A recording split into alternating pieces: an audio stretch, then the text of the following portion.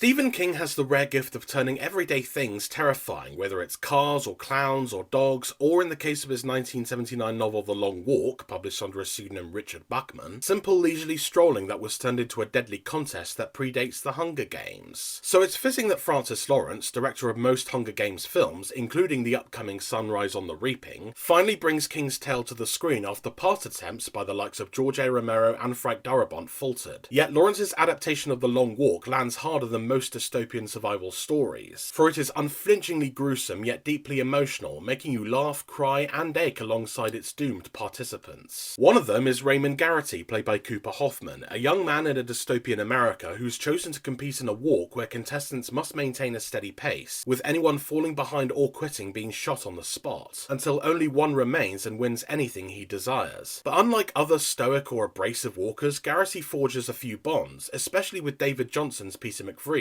whose camaraderie offers fleeting warmth amid despair. On paper, a film about endless walking sounds incredibly tedious, as Gus Van Sant's Jerry managed to prove. But Lawrence and screenwriter J.T. Molnar craft a visceral nightmare as we see twisted ankles, blistered feet bleeding through socks, walkers collapsing from exhaustion or aneurysms, and even one voiding his bowels mid-stride. And it's extra tense knowing that most of them are barely adults, the youngest possibly being under 18. For Lawrence's staging, as characters you've come to know are suddenly gunned down or driven to self-destruction, ensures that the brutality shocks more than his Hunger Games films. What makes it truly devastating is how likeable many of the walkers are, as Molnar writes them as profane, selfish, often crass, yet undeniably human, as they joke about their wishes if they win, encourage each other when faltering, and form bonds despite the inevitability of death. While the performances elevate them further, especially Johnson, whose charisma and raw monologues nearly bring you to tears, along with how these young men just crumble under relentless motion, even when their flaws or mistakes hasten each other's end. Not everything works, for the film introduces ideas it never develops, like the walk being televised despite hints that this society no longer watches TV, likely a studio mandate to echo the Hunger Games. And Mark Hamill also appears as the Major overseeing the march, but while he is intimidating, his role feels thin, reduced to barking orders from a truck like a video game NPC. Still, The Long Walk succeeds as a bleak yet gripping 4.5-star adaptation, as Lawrence and Molnar deliver ferocity and emotional weight, crafting a nightmare that's both horrifying and strangely tender in a story that makes you empathise with doomed characters while recoiling from their suffering, all while convincing you never to step foot on a treadmill again.